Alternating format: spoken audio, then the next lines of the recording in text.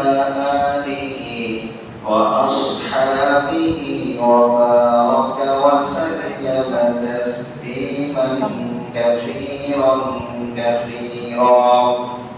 أما بعد، فأعوذ بالله من الشيطان الرجيم. بسم الله الرحمن الرحيم. وأن المساجد لله فلا تدعوا مع الله أحدا. وقال الله تبارك وتعالى في بيوت أذن الله أن ترفع ويذكر فيها اسمه يسبح له فيها بالغدو والآصال رجال لا تلهيهم تجارة ولا بيع عن ذكر الله وإقام الصلاة وإيتاء الزكاة يخافون يوما تتقلب فيه القلوب والأبصار.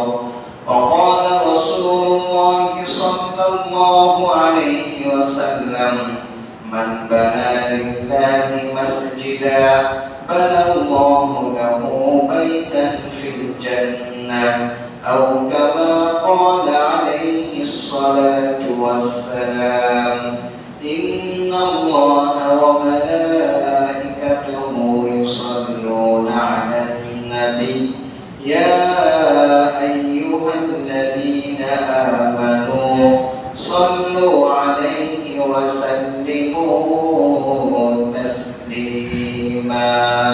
شكرا بدر إبراهيم أشكر.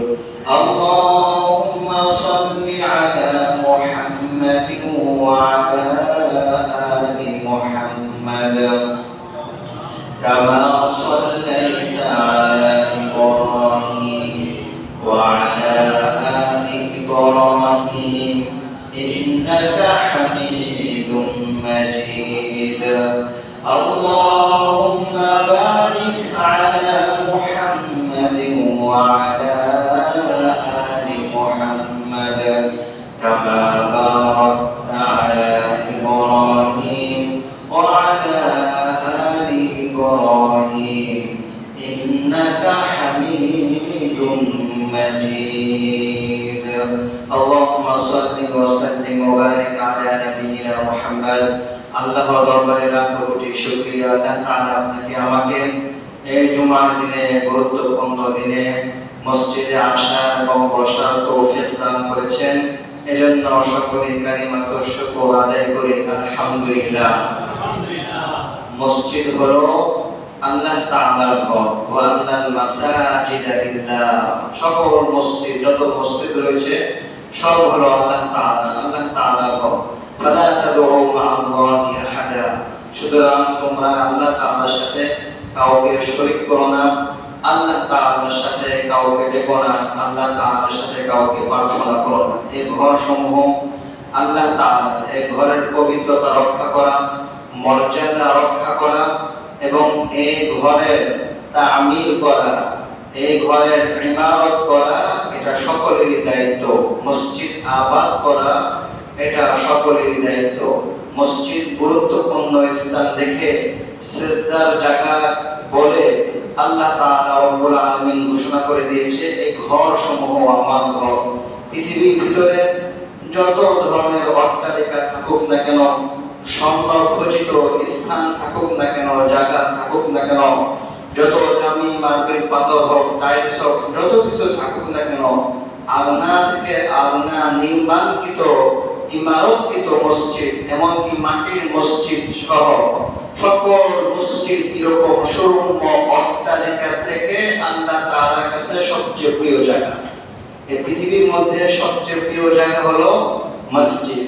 আহাব্বুল মাসাজিদ ইলাল্লাহ, পৃথিবীর মধ্যে সবচেয়ে প্রিয় জায়গা, প্রিয় স্থান হলো আল্লাহ তাআলার কাছে এই মসজিদ। আর সবচেয়ে নিকৃষ্ট, খারাপ এবং মন্দ জায়গা হলো বাজার। এটা নবীজি সাল্লাল্লাহু আলাইহি ওয়াসাল্লামের হাদিস। এই পৃথিবীর ভিতরে যত স্থান রয়েছে, যত ঘর রয়েছে, যত তামির রয়েছে, সবচেয়ে পবিত্র, সবচেয়ে ভালো আল্লাহ তাআলার নিকট হলো মসজিদ, আর সবচেয়ে নিকৃষ্ট হলো বাজার। তা আমরা আসলে দুঃখজনক দেখতে পাই যে আপনার মসজিদগুলো, যেটা সবচেয়ে প্রিয় জায়গা, প্রিয় স্থান মহান রব্বুল আলামিনের নিকট, যিনি আমাদের সৃষ্টিকর্তা আল্লাহ রব্বুল আলামিনের নিকট যেটা প্রিয় জায়গা, প্রিয় স্থান, এই প্রিয় স্থানে লোক সমাগমের সংখ্যা খুবই কম, লোক উপস্থিত হয় খুবই কম, উপস্থিতির সংখ্যা, উপস্থিতির হার নিম্ন। আর যেটা সবচেয়ে অপ্রিয় জায়গা, যেটা মন্দ এবং নিকৃষ্ট জায়গা, যেখানে গেলে নানাবিধ গুনাহে জড়িত হতে হয়, চোখের গুনাহ সহ নানাবিধ গুনার আশঙ্কা যেখানে রয়েছে, যেখানে নানাবিধ জিনিসের সমাহার, সেই বাজারের মধ্যে কিন্তু মানুষের আনাগোনা সবচেয়ে বেশি, মার্কেটের মধ্যে মানুষের আনাগোনা সবচেয়ে বেশি। এটা আমাদের একটা আদতের মধ্যে, অভ্যাসের ভিতরে হয়ে গেছে। অথচ ওইটা হওয়ার প্রয়োজন ছিল সাময়িক, যতটুকু প্রয়োজন। বাজারে গেলে আমার যত সময়ের মধ্যে, যত অল্প সময়ের মধ্যে আমি কাজটা সারতে পারি, ওই অল্প সময় আমি সেখানে ব্যয় করব। আর দীর্ঘ থেকে দীর্ঘ এবং বিভিন্ন সময় আমি মসজিদের মধ্যে ব্যয় করব, এটাই ছিল মুমিনের তাকাদা। এখন হয়ে গেছে পুরো উল্টো। মনে রাখতে হবে, এই মসজিদ আমার আপনার নয়, মসজিদ হলো আল্লাহ তাআলার ঘর। যদিও হাদিসের মধ্যে আসছে, আল্লাহ রাসূল সাল্লাল্লাহু আলাইহি ওয়াসাল্লাম বলেছেন, আল মাসাজিদু বাইতুল মুমিন। সালমান ফারসি রাদিয়াল্লাহু তাআলা আনহু থেকে বর্ণিত যে প্রত্যেকটা মুমিনের ঘর হলো এই মসজিদ। যত মুমিন বান্দা রয়েছে, এই মুমিন বান্দার ঘর মসজিদ। এখানে ধনী গরীব, আপনার দরিদ্র, ধনাঢ্য, রাজা বাদশা, প্রজা সহ কারো কোনো ভেদাভেদ এখানে নেই। আলেম আলেম নয়, সকলেই সমান। এই ঘর মহান রব্বুল আলামিনের ঘর। এখানে সকলেই সমান হিসাবে থাকবে, নামাজ আদায় করবে, কারোর উপর কারো প্রাধান্য নেই। এটা আল্লাহ তাআলা এবং প্রিয় নবীজি সাল্লাল্লাহু আলাইহি ওয়াসাল্লাম বলে দিয়েছে। যা হোক, আরেকটি হাদিসের ভিতরে হযরত আবু দারদা রাদিয়াল্লাহু তাআলা আনহু বলেন, এক হাদিসের মধ্যে আসছে মসজিদ হলো প্রত্যেক মুমিনের ঘর। আরেক হাদিসের মধ্যে প্রিয় নবীজি সাল্লাল্লাহু আলাইহি ওয়াসাল্লাম বলেন, আল মাসজিদু বাইতু কুল্লি তাকিয়্যিন। প্রত্যেক মুত্তাকি বান্দার ঘর হলো এই মসজিদ। অর্থাৎ আখিরাতের কিয়ামত দিবসে এমন কোন মুত্তাকি পাওয়া যাবে না, এমন কোন আল্লাহ ওয়ালা পাওয়া যাবে না যার সম্পর্ক দুনিয়াতে মসজিদের সাথে ছিল না, এমন কাউকে পাওয়া যাবে না। বরঞ্চ প্রত্যেক মুত্তাকি বান্দার আপন স্থান, আপন ঘর হলো এই মসজিদ। মুনাফিকের কোন স্থান, মুনাফিকের ঘর কখনো মসজিদ হতে পারে না। মুনাফিক সবসময় পেরেশানির মধ্যে থাকবে যে কখন সালাত শেষ হবে, কখন কাজটা শেষ হবে, আমি দৌড় দিয়ে যাবো। মসজিদের সাথে তার কোনো সম্পর্ক নেই। মসজিদের সাথে সম্পর্ক হলো মুমিন মুত্তাকি বান্দা। হযরত আবু দারদা রাদিয়াল্লাহু তাআলা আনহু তার সন্তানের জন্য নসিহত স্বরূপ একটি কথা বলেন। তিনি বলেন যে, হে সন্তান, সন্তান হিসাবে, পিতা হিসাবে আমার দায়িত্ব তোমার জন্য এই পৃথিবীর মধ্যে কিছু করা, কিছু তৈরি করা, কিছু ঘর নির্মাণ করে যাওয়া। কিন্তু আমার পক্ষে এটা সম্ভব নয়। আমি তোমাকে নসিহত করব, তুমি মসজিদকে তোমার ঘর বানিয়ে নিও, মসজিদকে তোমার ঘর বানিয়ে নিও। যদি তুমি এটা করতে পারো, সামি'তু রাসূলুল্লাহি সাল্লাল্লাহু আলাইহি ওয়াসাল্লাম, আমি নবীজি সাল্লাল্লাহু আলাইহি ওয়াসাল্লামের কাছে শুনেছি, যার ঘর মসজিদ হবে এই পৃথিবীর ভিতরে, যে মসজিদকে আপন ঘর হিসেবে বানিয়ে নেবেন, আল্লাহ তাআলা তার জন্য তিনটি পুরস্কার রেখেছে। এক নম্বর পুরস্কার, যত কল্যাণ রয়েছে আল্লাহ তাআলা এই বান্দাকে সকল ধরনের কল্যাণ দান করবে, সকল ধরনের কল্যাণ আল্লাহ তাআলা তাকে দান করবে। এরপর হযরত আবু দারদা রাদিয়াল্লাহু তাআলা আনহু বলেন, এবং যত ধরনের রহমত রয়েছে আসমান থেকে, সকল ধরনের রহমত এই বান্দার উপর আল্লাহ তাআলা বর্ষণ করবে। এবং সর্বশেষ আখিরাতের যে ভয়াবহ স্তর রয়েছে পুলসিরাত, এই পুল সিরাত যেন সহজেই বান্দা পার হতে পারে, এর সম্পূর্ণ দায়িত্ব আল্লাহ তাআলা নিয়ে। অর্থাৎ এই পৃথিবীর জমিনের মধ্যে যে মসজিদকে নিজের আপন ঘর হিসেবে বানিয়ে নেবে, মসজিদের সাথে যার হৃদয়ের সম্পর্ক থাকবে, কলবের সম্পর্ক থাকবে, আল্লাহ রাসূল সাল্লাল্লাহু আলাইহি ওয়াসাল্লাম বলেন কাল রোজ হাসরে পুল সিরাতের পার হওয়ার দায়িত্ব স্বয়ং আল্লাহ তাআলা তার জন্য নিয়ে নিয়েছে। সুতরাং এই মসজিদকে যারা রক্ষণাবেক্ষণ করবে, মসজিদের যারা তামির করবে, মসজিদকে যারা আবাদ করবে, মসজিদের বিষয়ে যারা চিন্তা ফিকির করবে, তাদের ঈমানের সার্টিফিকেট স্বয়ং রব্বুল আলামিন দিয়ে দিয়েছে। আল্লাহ তাআলা বলেন ইন্নামা ইয়ামুরু মাসাজিদাল্লাহ মান আমানা বিল্লাহি ওয়াল ইয়াউমিল আখির ওয়া আকামাস সালাতা ওয়া আতাজ যাকাহ ওয়া লাম ইয়াখশা ইল্লাল্লাহ ফাআসা উলাইকা আন ইয়াকুনু মিনাল মুহতাদিন। ইন্নামা ইয়ামুরু মাসাজিদাল্লাহ, যারা মসজিদকে আবাদ করে, মসজিদকে তামির করে যারা, তারাকে মান আমানা বিল্লাহ, প্রকৃত পক্ষে তারাই আল্লাহ তাআলার প্রতি ঈমান এনেছে। মসজিদের আবাদকারীর ঈমানের সার্টিফিকেট স্বয়ং আল্লাহ তাআলা দিচ্ছে। যারা মসজিদ নির্মাণ করবে, মসজিদ আবাদ করবে, মসজিদকে সংরক্ষণ করবে এবং মসজিদ বিষয়ে সার্বিক চিন্তা ফিকির যারা করবে, তাদের ঈমানের সার্টিফিকেট দিয়ে আল্লাহ তাআলা বলেন মান আমানা বিল্লাহ, তারা আল্লাহ তাআলার প্রতি ঈমান এনেছে। ও আকামাস সালাতা ওয়া আতাজ যাকাত, এবং তারা নামাজ কায়েম করে, যাকাত দেয়, এবং সর্বোপরি ওয়ালাম ইয়াখশা ইল্লাল্লাহ, আল্লাহ তাআলা ছাড়া পৃথিবীর আর কোনো শক্তিকে তারা ভয় করে না। এই যে ভয়, এটা কিন্তু অনেক বড় একটা আলোচনা। ওয়ালাম ইয়াখশা ইল্লাল্লাহ, মসজিদের সাথে যাদের সম্পর্ক হবে, মসজিদ যারা আবাদ করবে, মাখলুকের ভয় তাদের অন্তর থেকে চলে যাবে, একমাত্র আল্লাহ তাআলার ভয় তাদের ভিতরে থাকবে। মাখলুকের কোনো ভয়, কোনো পেরেশানি তার মধ্যে থাকবে না। এটা একটা গুরুত্বপূর্ণ বিষয়। যে না, দেখেন আমরা এখন গাজার দিকে লক্ষ্য রাখি, আমরা রাফার দিকে একটু লক্ষ্য করি, আমরা বিগত আফগানিস্তানের দিকে লক্ষ্য রাখি, পৃথিবীর সুপার পাওয়ার গুলো তাদের উপর আক্রমণ করতেছে, সুপার পাওয়ার গুলো তাদের উপর অ্যাটাক করতেছে। মাটি কামড়ে ছিল 20 বছর আফগানিস্তানে যারা প্রকৃত মানুষ ছিল, যারা এখন শাসন করতেছে, 20 বছর মাটি কামড়ে ছিল, দেশ ছাড়ে নাই। 49টা দেশ তাদের বিরুদ্ধে লড়াই করছে।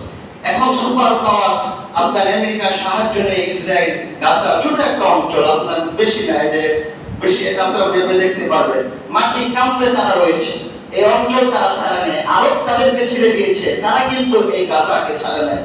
এটা পৃথিবীর ইতিহাসের গুরুত্বপূর্ণ একটি অঞ্চল এই গাজা। ইন্নামা ইয়ামুরু মাসাজিদাল্লাহ মান আমানা বিল্লাহি ওয়াল ইয়াউমিল আখির ওয়া আকামাস সালাতা ওয়া আতাজ যাকাত। বাচ্চা শিশুরা কোরআন শরীফ নিয়ে বিভিন্ন জায়গায় যাচ্ছে, তাদের হাতে কোরআন, হৃদয়ে ঈমান, হৃদয়ে মসজিদের ভালোবাসা, আল্লাহর মহব্বত, আল্লাহর ভালোবাসা গুরুত্বপূর্ণ একটা জিনিস। নানাবিধ কারণে মাখলুকের ভয়, দলের ভয়, শাসকের ভয়, বিভিন্ন জিনিসের ভয় আমাদেরকে গ্রাস করে রাখতেছে। বলছে এই ভয় দূর হয়ে যাবে একমাত্র আল্লাহর ভয় তোমাদের অন্তরে থাকবে যদি মসজিদের আবাদ তোমরা করতে পারো, মসজিদের ভালোবাসা যদি তোমাদের ভিতরে থাকে। আজকে মসজিদ সম্পর্কে আলোচনা, মসজিদের আবাদ, মসজিদের নির্মাণ, মসজিদের গুরুত্ব এর সম্পর্কিত আলোচনা। এ পর্যন্ত 3টি হাদিস এবং 2টি হাদিস এবং 2টি কোরআনের আয়াত বললাম। তো মসজিদের আবাদ এটি একটি গুরুত্বপূর্ণ বিষয়, এই বিষয়ে আমাদের লক্ষ্য রাখতে হবে। মসজিদের আবাদ বলতে কি? মসজিদের আবাদ হলো ইবাদতের মাধ্যমে মসজিদকে আবাদ করা, ইবাদতের মাধ্যমে মসজিদের উজ্জ্বলতা বজায় রাখা। প্রত্যেকটা মসজিদে জাকিরিন যারা জিকিরকারী রয়েছে তারা আল্লাহ তাআলা জিকির করবে, কোরআন হাদিসের দরস হবে, বিভিন্ন নওয়াফিল নফল নামাজ হবে, আমল আখলাক চলতে থাকবে। মুমিন বান্দারা সদা সর্বদা মসজিদের ভিতরে তাদের আমলগুলো চালাতে থাকবে। এটাই হলো মসজিদের আবাদ। এই আবাদ যারা করবে তাদের জন্য এই পুরস্কার আল্লাহ তাআলা রেখে দিয়েছে, আল্লাহ তাআলা বন্দোবস্ত করে দিয়েছে। নবীজি সাল্লাল্লাহু আলাইহি ওয়াসাল্লাম হিজরত করে মক্কা থেকে যখন মদিনায় যান, সর্বপ্রথম যে কাজটি করেছে তা হলো মসজিদ নির্মাণ করা, মসজিদ বানানো। তখন পর্যন্ত আল্লাহ রাসূলের বাসস্থান নির্ধারিত হয় নাই, কোথায় নবীজি থাকবে, প্রিয় জায়গা, জন্মভূমি, আপন ভূমি মক্কা ছেড়ে অনেক দীর্ঘ পথ পাড়িতে যখন মদিনায় উপস্থিত হলো, যেখানে সবাই চিন্তা করে যে আমার বাসস্থান কোথায় হবে, খাবার দাবার কোথায় হবে, আমি থাকবো কোথায়, এই সকল পেরেশানি বাদ দিয়ে মসজিদের নির্মাণটা আগে করো। কোথায় মসজিদ হবে? এখানে হলো মসজিদে কুবা, সর্বপ্রথম নির্মিত মসজিদ মদিনার ভিতরে। নবীজি সাল্লাল্লাহু আলাইহি ওয়াসাল্লাম এই মসজিদ নিজ হাতে নির্মাণ করেছেন। এই কথা কোরআন মাজিদে এসেছে, লামাসজিদুন উসসিসা আলাত তাকওয়া, এমন একটি মসজিদ যেটা তাকওয়ার উপর নির্মিত হয়েছে, তাকওয়ার উপর প্রতিষ্ঠিত হয়েছে। এটা একটা গুরুত্বপূর্ণ আলোচনা।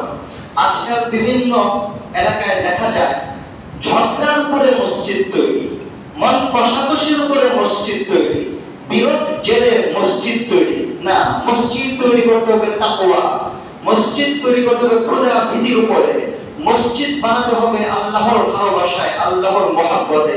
তাহলে এর ফজিলত পাওয়া যাবে। মসজিদের ফজিলত কি আসতেছে পরে, তো মসজিদের ফজিলত পাওয়া যাবে, কিন্তু এর ভিত্তিটা হতে হবে তাকওয়া। আল্লাহ তাআলা বলেন, মাসজিদুন উসসিসা আলাত তাকওয়া, উসসিসা মানে প্রতিষ্ঠা করা হয়েছে যে মসজিদকে, আলাত তাকওয়া, তাকওয়ার উপরে, মিন আউয়াল ইয়াউম, প্রথম দিন থেকে এই মসজিদের ভিত্তি ছিল তাকওয়ার উপরে। ফীহি রিজাল ইউহিব্বুনা আন ইয়াতাতাহহারু ওয়াল্লাহু ইউহিব্বুল মুতাহহিরিন, এখানে এমন পুরুষ রয়েছে, এমন মানুষ রয়েছে যারা পবিত্র থাকে সব সময়, পবিত্রকে যারা ভালোবাসে, পবিত্র থাকতে ভালোবাসে, পবিত্রতাও যারা ভালোবাসে, এমন পুরুষ এই মসজিদে সদা সর্বদা অবস্থান করে। সুতরাং এখানে একটা জানার বিষয় হলো যে সবসময় পরিষ্কার থাকা, পবিত্র থাকা, পবিত্র শরীর নিয়ে মসজিদে আসা এবং মসজিদ নির্মাণ করতে হবে তাকওয়ার উপরে, জেদাজিদির উপরে, ঝগড়ার উপরে এই মসজিদ নির্মাণ করা যাবে না। মসজিদের মূল ভিত্তি হলো তাকওয়া। এরপর নবীজি সাল্লাল্লাহু আলাইহি ওয়াসাল্লাম মসজিদে নববী তৈরি করেন, মসজিদে নববী প্রতিষ্ঠা করেন। সর্বপ্রথম মসজিদ কুবা, এরপর মসজিদ নববী প্রতিষ্ঠা করেন। একটি হাদিসের মধ্যে মা আয়েশা রাদিয়াল্লাহু তাআলা আনহা বলেন যে আল্লাহর রাসূল সাল্লাল্লাহু আলাইহি ওয়াসাল্লাম আমাদেরকে বলেছে যে তোমরা পাড়ায় পাড়ায় মসজিদ করো, মহল্লায় মহল্লায় মসজিদ করো। শুধু মসজিদ নয়, বরঞ্চ মসজিদ রক্ষণাবেক্ষণ করার জন্য, মসজিদের হেফাজতের জন্য মসজিদ সদা সর্বদা পরিষ্কার, পরিচ্ছন্নতা, পবিত্রতার দিকে লক্ষ্য রাখো। মসজিদ যেন সবসময় পরিষ্কার থাকে, পবিত্রতা থাকে, পরিচ্ছন্ন থাকে, কোন ধরনের আবর্জনা যেন মসজিদের মধ্যে না থাকে, এই বিষয়টা দেখো। এই হাদিসের ভিতরে আমরা জানতে পারলাম নবীজি সাল্লাল্লাহু আলাইহি ওয়াসাল্লাম পাড়ায় পাড়ায় মসজিদ তৈরি করার জন্য বলেছে। এর উদ্দেশ্য হলো একটা মহল্লা রয়েছে, একটা পাড়া রয়েছে যেখানে মসজিদ নাই, সেখানে একটা মসজিদ তৈরি করা। এটা হলো একটা উদ্দেশ্য। যেখানে একটা মহল্লা রয়েছে, মহল্লাবাসী থাকতেছে, দূরে একটি মসজিদ, তাহলে এখানে একটা মসজিদ তৈরি করা।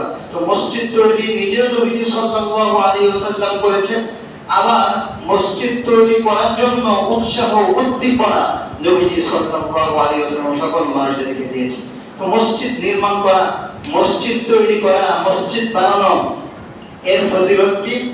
আল্লাহ রাসূল সাল্লাল্লাহু আলাইহি ওয়াসাল্লাম বলেন, মান বানা লিল্লাহি মাসজিদা বানাল্লাহু লাহু বাইতান ফিল জান্নাহ, মান বানা লিল্লাহি মাসজিদা বানাল্লাহু লাহু বাইতান ফিল জান্নাহ, আও কামা ক্বালা আলাইহিস সালাতু ওয়াস সালাম। যে ব্যক্তি শুধুমাত্র আল্লাহ তাআলাকে সন্তুষ্ট করার জন্য, আল্লাহ তাআলাকে রাজি খুশি করার জন্য এই পৃথিবীর জমিনের মধ্যে মসজিদ তৈরি করবে, মসজিদ বানাবে, আল্লাহ তাআলা বলেন জান্নাতের ভিতরে ওই ব্যক্তির জন্য আমি নিজে একটি বাড়ি তৈরি করে দিব। জান্নাতে ওই ব্যক্তির জন্য আল্লাহ তাআলা বাড়ি একটি তৈরি করে দিবেন আল্লাহ তাআলা। জান্নাত একটা হাদিসের মধ্যে আসছে, জান্নাত হলো খালি, তোমরা আমল দিয়ে, তোমরা আখলাক দিয়ে, আমলের মাধ্যমে সেখানে গাছ লাগাও, সেখানে বিভিন্ন জিনিস রোপণ করো। যেমন একটা হাদিসে বলা আছে সুবহানাল্লাহ একবার বললে সেখানে জান্নাতে একটি গাছ তৈরি হয়ে যায়, দুইবার বললে দুইটি গাছ তৈরি হয়ে যায়, নানাবিধ কথা হাদিসের মধ্যে আসছে। তো আল্লাহ রাসূল সাল্লাল্লাহু আলাইহি ওয়াসাল্লাম বলেন যে আল্লাহ তাআলাকে সন্তুষ্ট করার জন্য যে মসজিদ তৈরি করবে, জান্নাতে তার জন্য বাড়ি তৈরি হয়ে যাবে সাথে সাথে। এই ফজিলত আল্লাহ রাসূল সাল্লাল্লাহু আলাইহি ওয়াসাল্লাম বলে দিয়েছে। এখন আমাদের মতো সাধারণ লোক যারা রয়েছে, যাদের তেমন অর্থবিত্ত নাই, যাদের হাতে অর্থ করি নাই, তারা এত বড় ধরনের চিন্তা ফিকির কিভাবে করতে পারে? তাদের জন্য সুসংবাদের বার্তা আরেকটি হাদিসের মধ্যে নবীজি সাল্লাল্লাহু আলাইহি ওয়াসাল্লাম বলেন, মান মানা লিল্লাহি মসজিদা কামাফহাসি কতাতিন আও আসগর, কামাফহাসি কতাতিন আও আসগর বানাল্লাহু লাহু বাইতান ফিল জান্নাহ। আল্লাহ রাসূল সাল্লাল্লাহু আলাইহি ওয়াসাল্লাম বলেন, যে ব্যক্তি একটি মসজিদ তৈরি করবে চড়ুই পাখির বাসা সমপরিমাণ, ফড়িংয়ের বাসা সমপরিমাণ বা তার চেয়ে ছোট, আল্লাহ তাআলা তার জন্য জান্নাতে একটি বাড়ি তৈরি করে দেবেন। এখন একটা প্রশ্ন আছে যে চড়ুই পাখির বাসা বা ফড়িংয়ের বাসা যেটা আমরা বলি না কেন কত অর্থ, তো এই পরিমাণ বাসা তো এখানে তো মসজিদে কোনো কল্পনাই করা যায় না। এখানে তো কোনো দাঁড়ানো চাষে ছোট একটা জিনিস, এখানে দাঁড়ানো দেখার কোনো সুযোগ নাই। এটা বললেও আল্লাহ তাআলা কিভাবে জান্নাতে বাড়ি তৈরি করে দেবে? তো এই হাদিসটা হলো আমাদের জন্য একটা সুসংবাদ।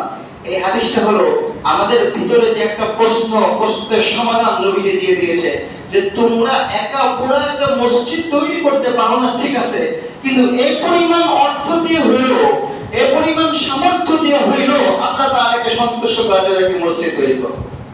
কামাফহাসি কথা, চড়ুই পাখি বাসা পরিমাণ জায়গাটুকু কতটুকু, এই পরিমাণও যদি তোমার কোনো সামান না থাকে, এই পরিমাণে যদি তোমার কোনো অর্থ থাকে, সেই অর্থ দিয়ে মসজিদ নির্মাণ কাজে তুমি অংশগ্রহণ করো, আল্লাহ তাআলা তোমার জন্য জান্নাতে বাড়ি তৈরি করে দিবে, তোমার জন্য তৈরি করে দিতে পারি।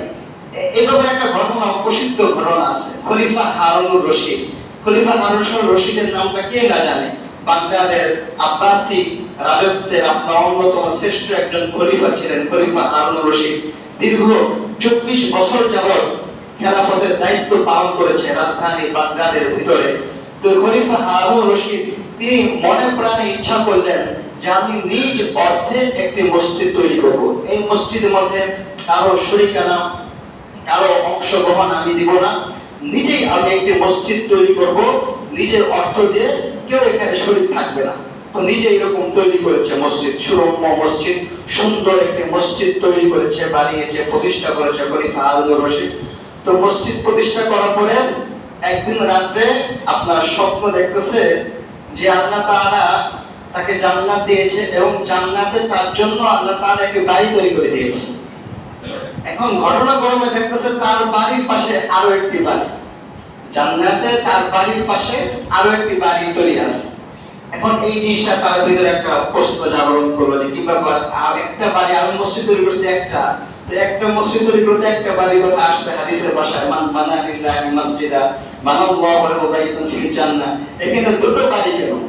তো স্বপ্নের ভিতরে জিজ্ঞাসা করার পরে একটা উত্তর আসলো যে একটি বাড়ি হলো তোমার, আরেকটি বাড়ি হলো তোমার যে কেয়ারটেকার রয়েছে, তোমার এই পৃথিবীর জমিনের মধ্যে তোমার বাড়িতে যে দেখাশোনা করতেছে, তোমাকে যে দেখাশোনা করতেছে, তোমার যে কেয়ারটেকার রয়েছে, এটা তার জন্য। এখন শব্দ ভাঙার পর সকালবেলা তার ভিতরে মারাত্মক ধরনের একটি প্রশ্ন, হ্যাঁ মসজিদ তৈরি করলাম আমি, বানালাম আমি, বাড়ি হবে একটা, তাও সেটা আমার জন্য, সেখানে জান্নাতে দুটো বাড়ি, তাও আবার একটা কেয়ারটেকারের জন্য।